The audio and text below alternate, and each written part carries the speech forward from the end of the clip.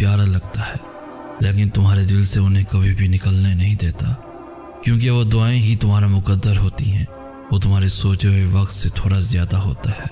कुछ दुआएं अल्लाह फ़ौरन कबूल कर लेता है, क्योंकि वो दुआएं अल्लाह की पसंदीदा दुआएं होती हैं।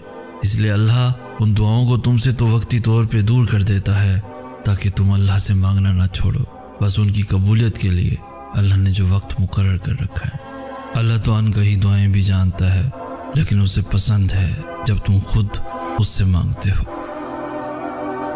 अल्लाह तो अनकही दुआएं भी जानता है, लेकिन उसे पसंद है जब तुम खुद उससे मांगते हो। जैसे एक दफ़ा दौरान वही जब मूसा अलैहिस्सलाम खामोश बैठे थे, तो अल्लाह ने फरमाया, आए मूसा, ये तुम्हारे दाएं हाथ में क्या है? तो मूसा कहने लगे, मेरी लाठी है, मैं इस पर टेक लगाता हूँ और मैं अक्सर इसके साथ बकरियों पर पत्ते भी झाड़ता हूँ।